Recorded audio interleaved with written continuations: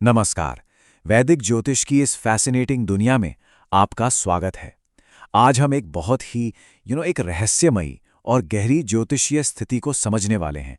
वो है जब केतु कुंडली के दूसरे घर में बैठ जाता है। तो चलिए देखते हैं कि ये रहस्य आखिर है क्या। यही यही वो एक लाइन है जो इस पूरी प्लेसमेंट का सार बता देती है। जरा सोचिए, किसी के पास सब कुछ हो लेकिन फिर भी अंदर से खालीपन सा हो, एक दूरी महसूस हो। बस यही है केतु का खेल। आज की हमारी चर्चा इन 5 हिस्सों में बटी होगी।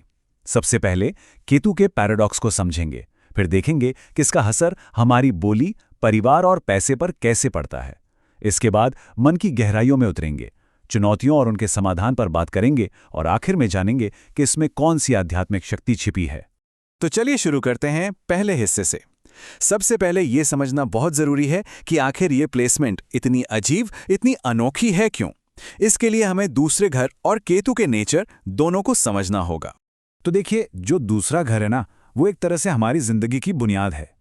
मतलब हमारी सारी जमा पूंजी, हम कैसे बोलते चालते हैं, हमारे परिवार से हमें क्या संस्कार मिले हैं, अरे यहाँ तक कि हम खाते पीते क्या हैं, सब कुछ इसी घर से जुड़ा है। ये घर है सिक्योरिटी का, स्टेबिलिटी का। अब जरा सोचिए, स्टेबिलिटी के इसी घर में जब केतु आ जाता है, केतु जो वैराग्य का, डिटैचमेंट का ग्रह है, तो क्या होता है? एक बहुत ही अजीब सा विरोधाभास पैदा हो जाता है। ये ग्रह इंसान का मन दौलत से हटाता है, उसकी बोली को एक अलग ही अंदाज देता है और परिवार से जुड़े कुछ गहरे कार्मिक लेसन सीखने पर मजबूर कर देता है। और एक बात यहां बिल्कुल साफ कर लेनी चाहिए, इसका मतलब ये कतई नहीं है कि इंसान गरीब होगा। नहीं, पॉइंट ये है कि इंसान के पास पैसा तो हो सकता है, शायद बहुत हो, लेकिन उस पैसे से उसे कोई लगाव, कोई अटैचमेंट महसूस नहीं होता। चलिए अब थोड़ा और गहराई में जाते हैं और देखते हैं कि ये जो विरोधाभास है, ये हमारी जिंदगी के 3 सबसे जरूरी हिस्सों यानी हमारी बोली, हमारे परिवार और हमारे पैसे पर असल में दिखता कैसे है। अच्छा, इस प्लेसमेंट का जो सबसे मजेदार और तुरंत पकड़ में आने वाला असर होता है ना, वो इंसान की आवाज और उसके बोलने के तरीके पर होता है। ये बहुत ही यूनिक होता है।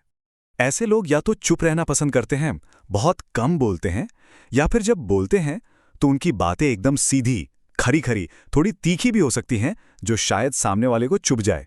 लेकिन उनकी बातों में एक गहराई होती है, एक वजन होता है। हाँ, एक बात और, वो अपनी फीलिंग्स को जाहिर करने में अक्सर कच्चे होते हैं। ये लाइन उनकी बोली की ताकत को क्या खूबसूरती से बताती है ना, कि वो ज्यादा नहीं बोलेंगे, लेकिन जो 2-4 बातें बोलेंगे उनका असर इतना गहरा होगा कि वो लंबे समय तक याद रह जाएंगी। बोली के बाद जो दूसरा सबसे बड़ा असर दिखता है, वो है परिवार और बचपन के माहौल पर। यहां भी वही डिटैचमेंट, वही अलगाव की भावना नजर आती है। ऐसा हो सकता है कि व्यक्ति अपने परिवार के साथ ही रह रहा हो, पर उसे वो इमोशनल जुड़ाव महसूस ना हो। एक अजीब सी दूरी बनी रहती है। घर का माहौल भी शायद थोड़ा अलग थलग, थोड़ा अनकन्वेंशनल हो सकता है। ऐसा महसूस होता है जैसे परिवार के साथ कोई पुराना कर्मों का हिसाब बाकी है, जिसे इस जन्म में पूरा करना है। ये वो अंदर की फीलिंग है जो ऐसे इंसान को अपने परिवार को लेकर अक्सर महसूस होती है। मतलब सब कुछ है पर फिर भी कुछ खाली खाली सा है, कुछ अधूरा है। अब आते हैं दूसरे घर के सबसे बड़े मुद्दे पर, यानी पैसा। केतु यहां आकर क्या करता है? ये समझना सबसे जरूरी है, प्रॉब्लम कमाई में नहीं है। ऐसे लोग पैसा कमा सकते हैं और अच्छा कमा सकते हैं, लेकिन उस पैसे को सहेज कर रखने में, उसे जमा करने में उनकी कोई दिलचस्पी नहीं होती। पैसा एक हाथ से आता है और दूसरे हाथ से निकल जाता है, क्योंकि उसे पकड़कर रखने का जो लगाव होता है ना, वो होता ही नहीं है। तो ये तो हुई बाहरी चीजों की बात। अब थोड़ा और अंदर चलते हैं। इस इंसान के मन में क्या चल रहा होता है? ये प्लेसमेंट उसकी साइकोलॉजी पर कैसे असर डालती है? केतु की ये स्थिति उस इंसान को बार बार खुद से ये सवाल पूछने पर मजबूर करती है कि असल में सुकून किस चीज में है। क्या वाकई पैसा, परिवार या ये दुनिया की चीजें सच्ची खुशी दे सकती हैं, या फिर सुकून कहीं और है? ये उसे अपनी असली जरूरतों को खोजने के लिए उकसाता है। तो हमने प्रॉब्लम समझ ली, अंदर की कश्मकश को भी समझ लिया। अब सवाल उठता है कि इन मुश्किलों से निपटा कैसे जाए, इस एनर्जी को सही दिशा कैसे दी जाए।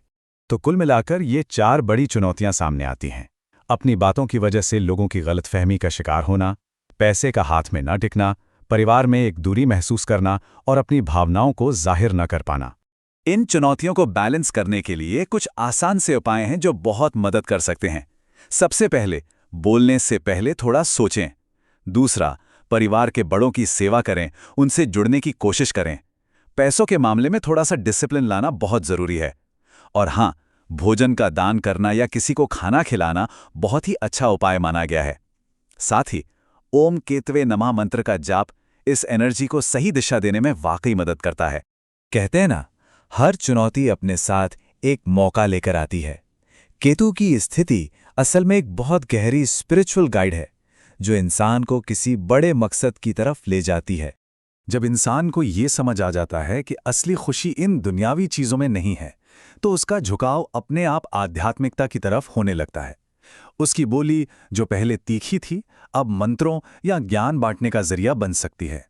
ऐसे लोग जब पैसे के पीछे नहीं, बल्कि किसी बड़े मकसद के लिए काम करते हैं ना, तो उन्हें असल कामयाबी मिलती है। और जानते हैं, यही इस प्लेसमेंट का सबसे खूबसूरत ट्रांसफॉर्मेशन है। जो बोली पहले एक प्रॉब्लम थी, वही अब दूसरों को जगाने का, उन्हें रास्ता दिखाने का एक जबरदस्त टूल बन जाती है। इंसान अपने शब्दों से लोगों की जिंदगी बदल सकता है। तो आखिर में दूसरे घर में बैठे केतु का यही गहरा मैसेज है। वो हमें सिखाता है कि इस दुनिया की भागदौड़ से ऊपर उठो, सच बोलो और ये जानो कि जिंदगी का असली खजाना, असली दौलत आखिर है क्या।